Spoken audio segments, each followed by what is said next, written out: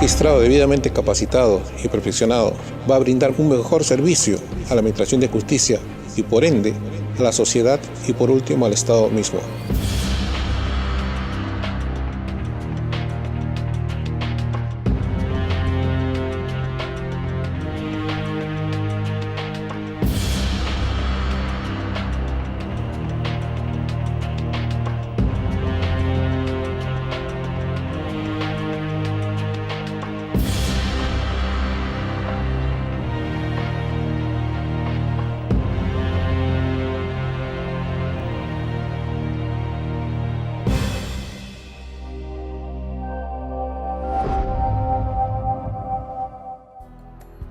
Otra de las cuestiones que está ocurriendo cada vez con más frecuencia es la aparición abrupta de lo que se conoce como el ciberdelito. Verdaderas organizaciones delictivas que, aprovechando recursos informáticos, generan delitos de todo tipo. Desde hacer caer servidores y sistemas en su provecho, a recolectar y almacenar información ilegal en computadoras de pobres personas como nosotros, que mientras estamos escuchando esta charla, nuestras computadoras están encendidas en casa y quizás alguien pudo lograr el acceso y puede existir información almacenada de tipo ilegal que nosotros desconocemos. Entonces están empezando a aparecer investigaciones, peritajes para poder demostrar que el dueño de esa computadora en realidad no tiene nada que ver con eso. Este es un delito que ha empezado a aparecer hace 4 o 5 años y se ha intensificado mucho el último año con un delito que no sé si lo habrán tenido aquí, en Argentina está claramente tipificado, que es el secuestro de archivos. El secuestro de archivos es sencillamente alguien toma el control de la computadora y le empaqueta una cantidad de archivos, quizás todos los documentos que hay allí, los cifra con una clave sumamente compleja y les pide rescate para devolverle sus archivos. Sí, parece, digamos, una broma, pero no es ninguna broma. Esto es algo que está ocurriendo cada vez con mayor frecuencia. Y la gente que no ha tenido la precaución de hacer una copia de seguridad y tiene todo en su computadora, obviamente en muchos casos cede al pago de ese rescate. Y el pago de ese rescate también se hace por metodologías que son bastante difíciles de rastrear, porque no es que les dicen vayan al banco BCP y depositen en tal cuenta tanto dinero, que sería muy fácil de identificar, sino que se hace a través de giros internacionales, con Western Union o con sistemas de pago como PayPal, y si no, lo que digamos está apareciendo ahora es una moneda digital que se llama Bitcoin. Quizás oyeron hablar del Bitcoin, es una moneda que se usa de intercambio en Internet. Hoy por hoy tiene una cotización a valor dólar y esa moneda se utiliza como un medio de trueque generalmente para actividades ilegales. Seguramente ustedes en este momento están viviendo el tema de la aparición de la legislación de delitos informáticos y ya he leído bastante de, digamos, las distintas posiciones y el choque de fuerzas que hay respecto a a que haya legislación, a que el Estado pueda tener acceso a información que está en poder de los ciudadanos. Por supuesto estamos hablando en caso de que se justifique, pero cuando queremos acceder a información que se encuentra almacenada en dispositivos que están en propiedad de los ciudadanos, acá hay un hecho muy importante que es un choque entre las necesidades del Estado de conocer la información y el derecho a la intimidad que tienen las personas. Y acá el problema no es tecnológico, el problema es cómo se maneje todo esto. Por eso cuando aparecen este tipo de legislaciones, en general hay toda una corriente muy opositora al almacenamiento de cierto tipo de información. ¿Hasta qué punto el derecho de la sociedad está por encima del derecho individual? Y lo vamos a plasmar efectivamente con algunas cuestiones, algunos ejemplos de investigación, especialmente investigación de comunicaciones digitales. Esto es una discusión que se da en todo el mundo, no solamente lo tienen ustedes, mi país, todos tienen la misma cuestión. ¿Cómo identificamos a quien envía una comunicación digital. ¿Y cómo hacemos para separar lo que se llama datos de tráfico de los datos de contenido? Y ahí empiezan las grandes discusiones, y las ONG que se ponen en contra, y los gobiernos que quizás quieren poner una vuelta de tuerca más sobre todo esto. Bueno, vamos a ver desde el punto de vista tecnológico qué impacto produce cada una de estas cuestiones.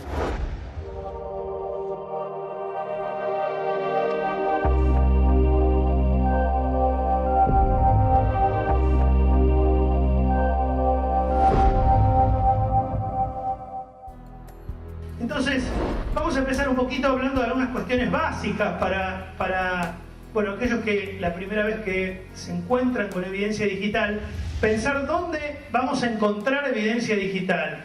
Fundamentalmente acá hay que entender un concepto, y es que existen dos tipos de forma de almacenar información. La manera antigua, que era la información analógica. La información analógica eran las cintas de cassette, de audio, las cintas de video, VHS, que almacenaban de manera analógica. Lo analógico es un concepto ligado al ser humano, ligado a la persona.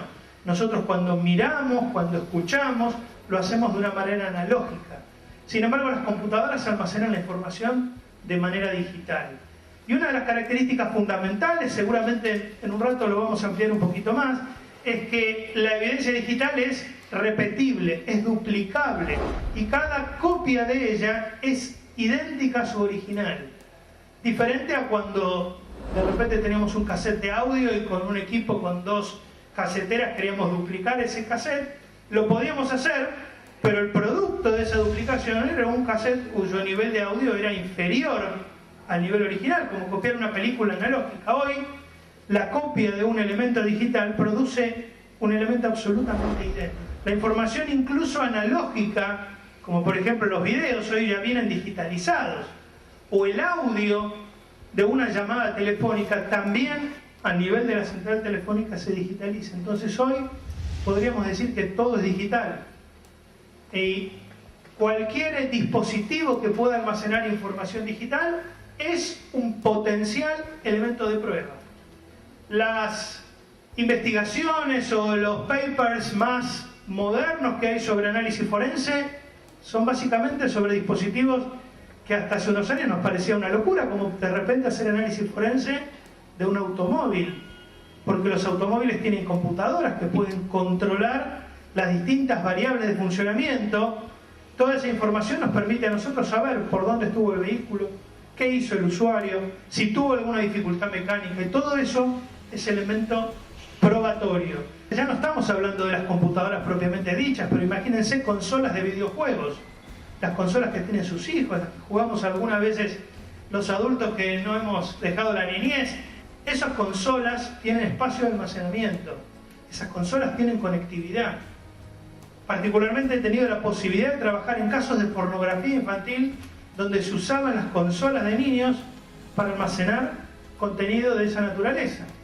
Entonces, la realidad es que cada vez va a aparecer mayor cantidad de dispositivos, y probablemente dentro de un año van a aparecer otros totalmente distintos. Todos tienen un eje común: la evidencia que se almacena allí es de manera digital.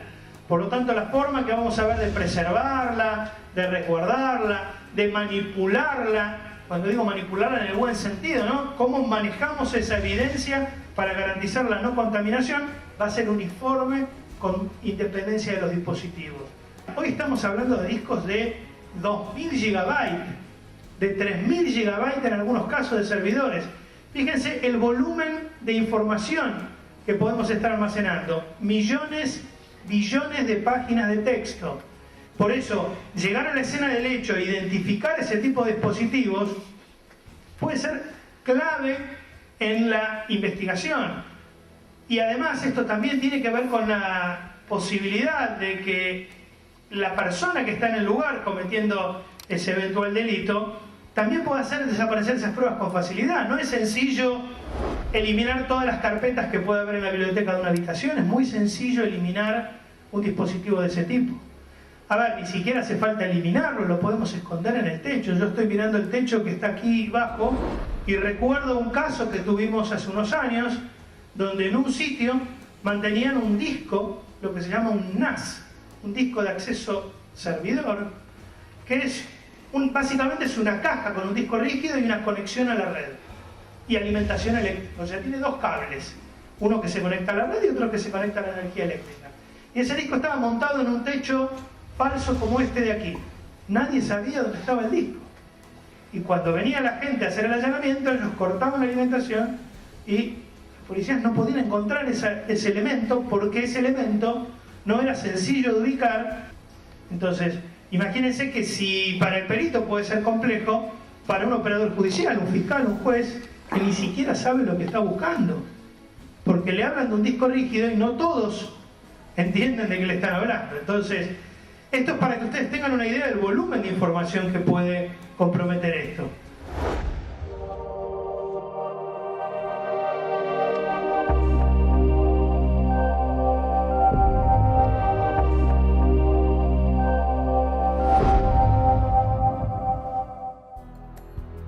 Bueno, las características básicas de la evidencia digital son estas tres. Primero, que es frágil.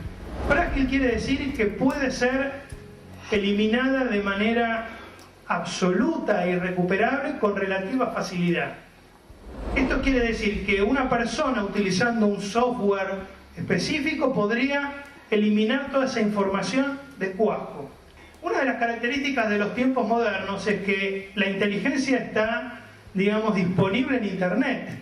Ahora es solo cuestión de preguntar a un buscador dónde hay una herramienta para hacer esto o cómo se hace tal cosa, para poder encontrar, digamos, una herramienta que permita hacer esa eliminación, el borrado seguro de la información. No hace falta ser un genio de la informática para desarrollar una de estas herramientas. En realidad, sí, probablemente para desarrollarla sí, pero para poder utilizarla no es necesario. Y tampoco es algo que no esté al alcance de cualquiera. Cualquiera puede llegar a descargar una herramienta de ese tipo y poder utilizarla. Vamos entonces a decir que la evidencia digital es frágil, puede crearse una copia idéntica, como decíamos antes, una copia digital de un elemento que también es digital, es absolutamente idéntico. La copia y el original no hay diferencia informática.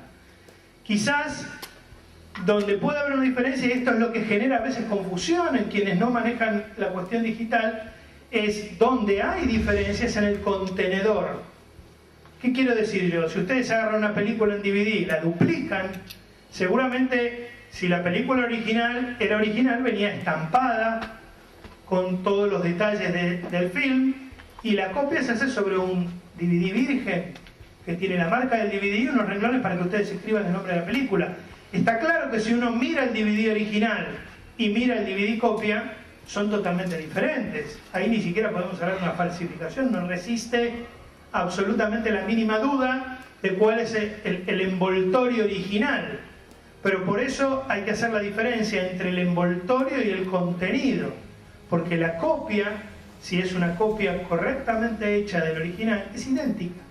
Estamos hablando de algo que es absolutamente idéntico y se pueden crear toda la cantidad de copias que ustedes deseen sin que exista rastro de esta copia.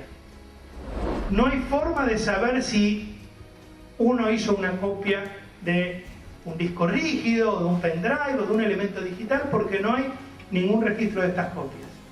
¿Qué diferencia la evidencia informática de la tradicional? Primero, la volatilidad. La volatilidad quiere decir que yo la puedo hacer desaparecer con cierta facilidad. Ya hablamos hace unos minutos de estas posibilidades. Por supuesto, también la capacidad de duplicación, la facilidad de alterarla. Con el ejemplo de el allanamiento a un estudio donde hay carpetas con documentos, modificar o alterar esa información lleva un tiempo, o sea, se puede hacer. Se puede adulterar un balance, se puede adulterar un registro contable, pero lleva un tiempo mucho mayor que el que llevaría modificar un registro contable, por ejemplo, en una contabilidad electrónica. Y lo mismo aplica a cualquier tipo de documento electrónico. Por último, la cantidad de metadatos que posee. Cuando hablamos de metadatos, hablamos de información, no es la información propiamente dicha almacenada en el archivo, sino que es información accesoria. Para que ustedes tengan una idea, cuando ustedes sacan una fotografía, la fotografía en sí es la información directa. ¿Cuáles son los metadatos de esa fotografía? El nombre del archivo que le pone la cámara, la marca y modelo de la cámara, que muchas veces está almacenada en esa fotografía, la fecha en que la foto fue sacada, el número de serie de la cámara, en algunos casos, coordenadas GPS, si la cámara tiene geolocalización. Toda esa es información que se conoce como metadato, información no directa, sino dato del dato. Por supuesto que ver la foto tiene ya cierta información, pero los metadatos también pueden arrojar para una investigación una cantidad importante de información, porque de repente saber en qué momento exacto fue sacada una fotografía, o con qué cámara, o en qué coordenadas de geolocalización se hizo, realmente puede ser algo muy importante en una investigación.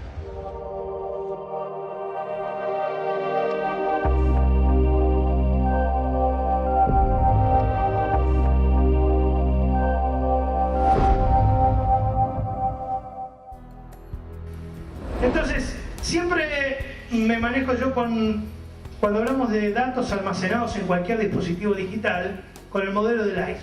El iceberg lo que me va a mostrar a mí, es que hay datos que se obtienen, que son los datos visibles de la computadora. Cuando ustedes están trabajando con un sistema operativo, está todo aquello que el sistema operativo les muestra, pero hay una gran cantidad, mucho mayor que la información visible, que son los metadatos e información que el sistema operativo no le muestra al usuario. Pero es muy importante pensar que las computadoras están orientadas a la facilidad del usuario, que el usuario se sienta cómodo con la experiencia de uso de la computadora. No está orientada para que el investigador pueda tener la mayor cantidad de información posible. Entonces, vamos a ver algunas fuentes de metadatos. Por ejemplo, cuando almacenamos información en la computadora y luego borramos archivos, seguramente muchos de ustedes ya saben que borrar un archivo no lo hace desaparecer de la computadora, lo que hace es hacerlo desaparecer de la vista del usuario. Ustedes borraron un documento, borraron una carpeta, piden un directorio o hacen doble clic en la carpeta y el documento ya no está. En el mejor de los casos, los sistemas operativos, cualquiera sea el que estemos hablando, tienen una papelera de reciclaje a donde van a parar esos documentos que ustedes eliminaron, y si por casualidad cometieron el error de borrar uno de esos documentos, pueden ir a la papelera y restaurarlo. Ahora, ¿qué pasa si yo vacío esa papelera, si yo depuro? Sabemos, y si no lo sabemos lo están aprendiendo en este momento, que la información digital no se elimina.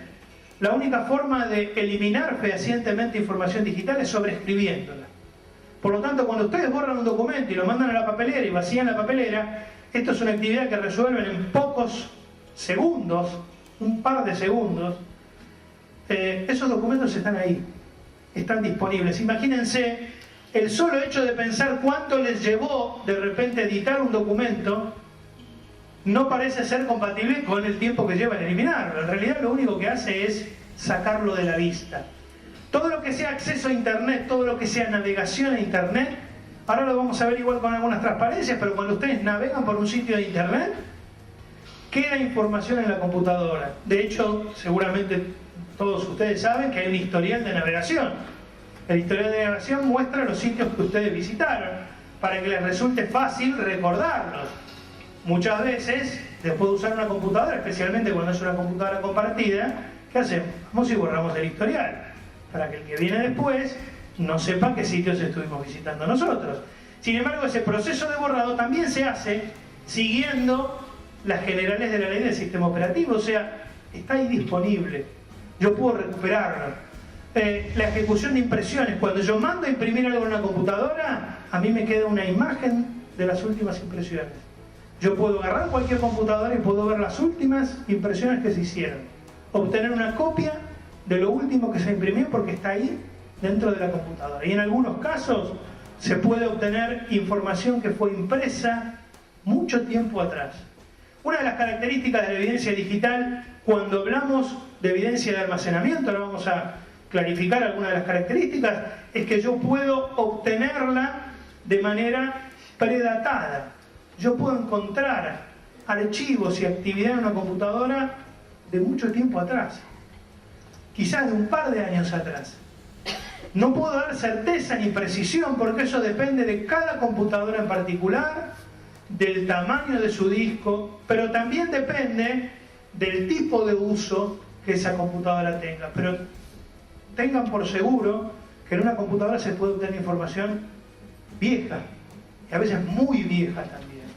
Metadatos EXIF son los metadatos de las fotos, información que está en el archivo de la imagen JPG que genera una cámara de fotos, que después ustedes van con eso, un pendrive, van a la casa de fotografía para imprimirlos. Allí adentro hay una gran cantidad de información que puede servir para las investigaciones. Teléfonos celulares y de actividad en la nube, que quizás es uno de los elementos que más impacto va a tener en los próximos años. El almacenamiento fuera de los límites de la propia computadora.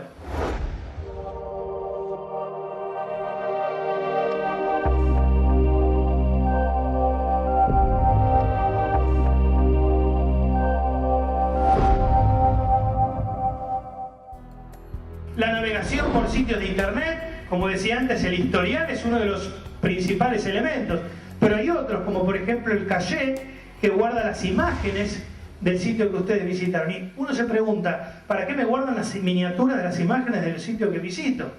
La realidad es que esto lo que consiguen es que las posteriores visitas que ustedes hagan al sitio se hagan de manera más rápida la creación de la página. Lo que conocemos como cookies, que seguramente oyeron hablar, que son pequeños archivos que se instalan en mi computadora, en la computadora de ustedes, cuando visitamos sitios de distinto tipo. Esas cookies lo que guardan son preferencias del usuario. Las cookies pueden ser un elemento probatorio definitorio para demostrar que el usuario visitaba con regularidad un sitio, por ejemplo, un sitio para obtener información como cómo armar una bomba casera, o qué tipo de drogas pueden ser fatales para un envenenamiento. Esa es información que puede ser de extrema utilidad. Están investigando un caso donde aparece una mujer envenenada, investigar la computadora del domicilio, la computadora del marido, que parece ser sospechoso de esto, puede revelar información de este tipo.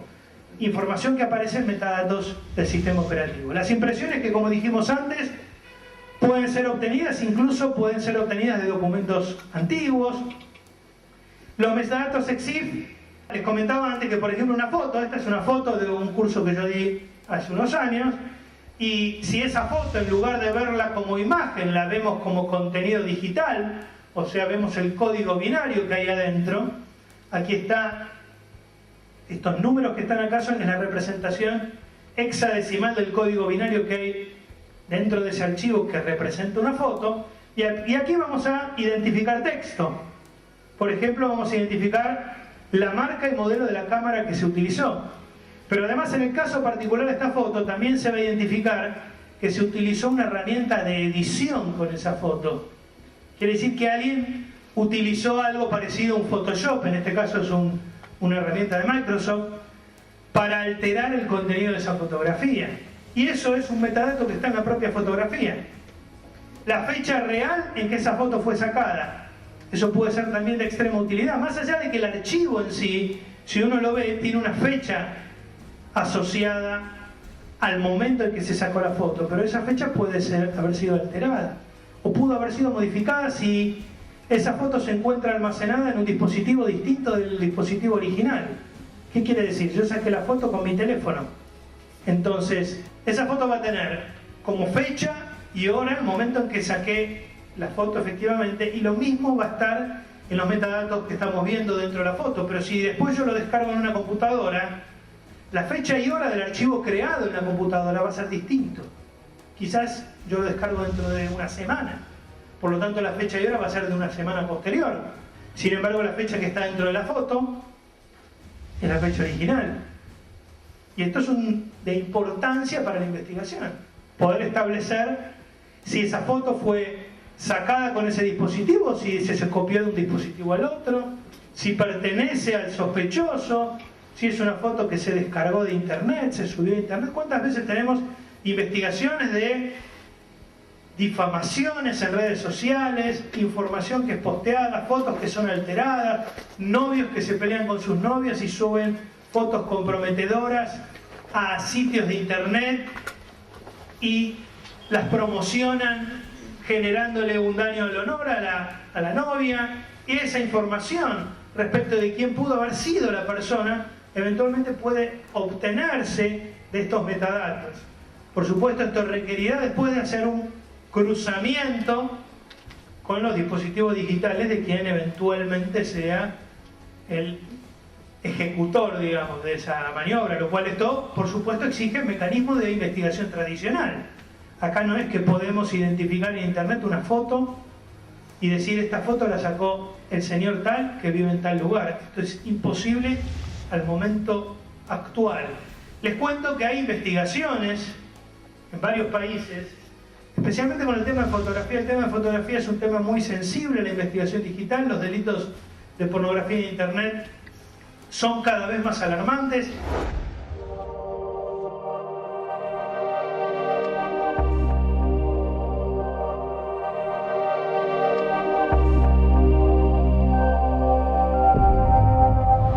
Un magistrado debidamente capacitado y perfeccionado va a brindar un mejor servicio a la Administración de Justicia y por ende a la sociedad y por último al Estado mismo.